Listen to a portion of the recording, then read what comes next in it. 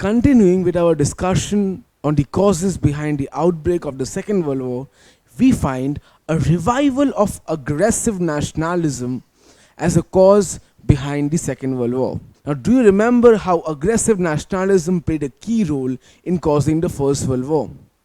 Do you remember what aggressive nationalism is? Aggressive nationalism is a sentiment of immense love for one's own country, which eventually translates into a hate for other countries.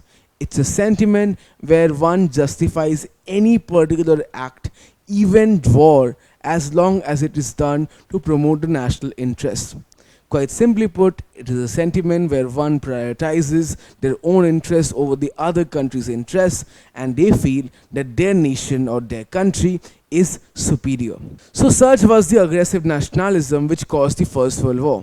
But what happened after the First World War ended? With the end of the First World War, such aggressive sentiments started to subside and peace was achieved. And the League of Nations was formed to promote international cooperation and to build an environment of internationalism. Therefore, peace was achieved. As was the case, this peace was not to stay for long. You see, soon enough, a revival of aggressive nationalism took place, which gripped interwar Europe.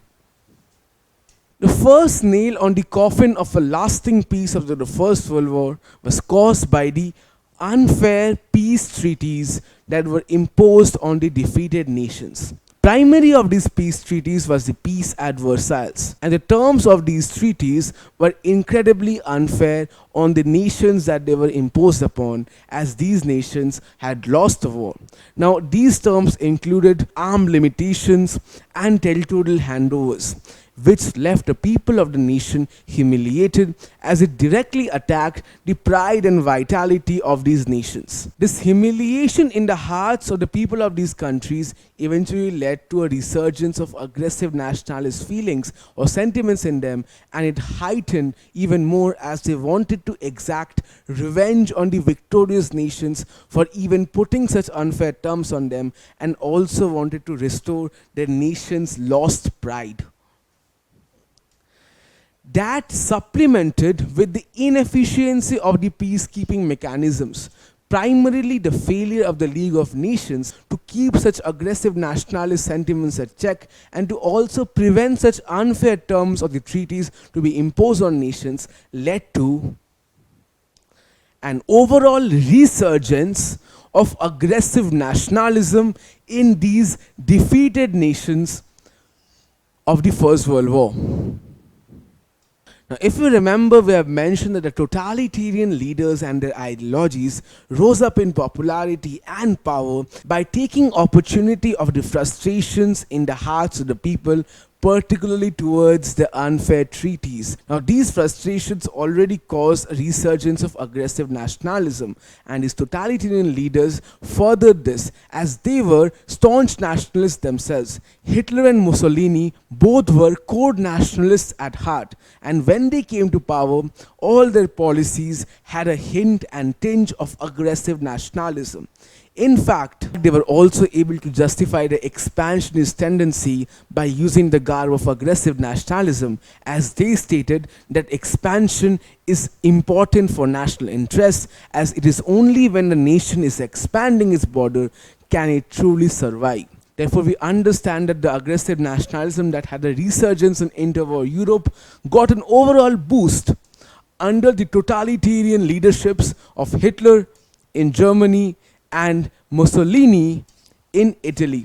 They managed to integrate aggressive nationalism into their policies and also make it a part of the nation's character.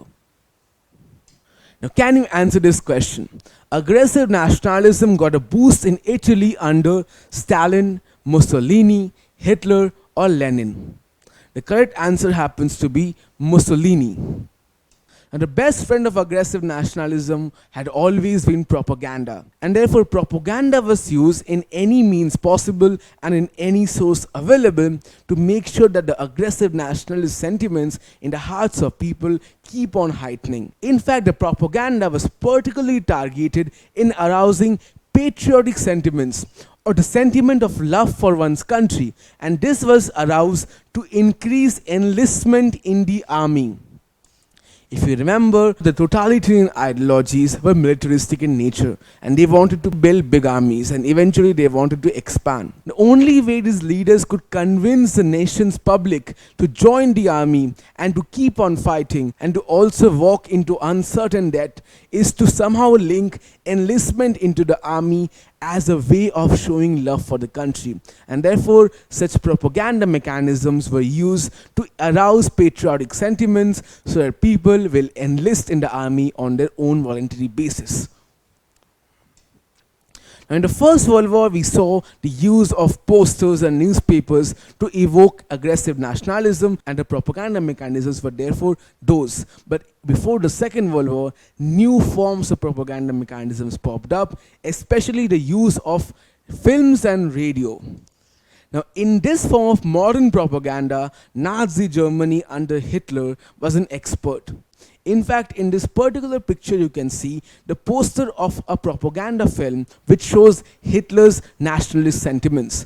And in this particular poster, you can see Hitler is standing with Germania herself on his shoulders. Germania is the embodiment of Germany as a nation, and it shows that Hitler is taking care of Germany, and Germany or Germania is relying upon Hitler's able and strong shoulders.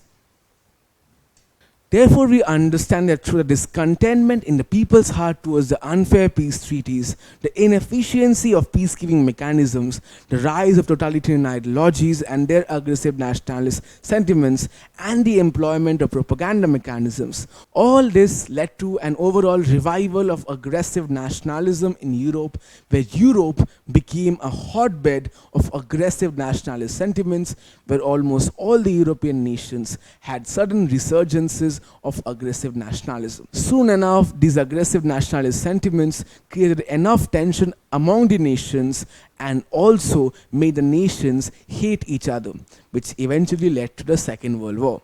In this lesson, therefore, we were able to focus upon how the revival of aggressive nationalism was able to cause the outbreak of the Second World War. In the subsequent lessons, we would be seeing the other causes behind the outbreak of the Second World War. Don't forget to subscribe to our channel and hit the bell icon. You can also register for free at DeltaStep.com or download the DeltaStep app to learn one-to-one with our amazing teachers, or to get access to all our 5,000 plus amazing videos as per your school syllabus. Master each topic with our adaptive practice technology. Get million plus questions with step-by-step solutions and unlimited mock tests. Get all your doubts resolved instantly.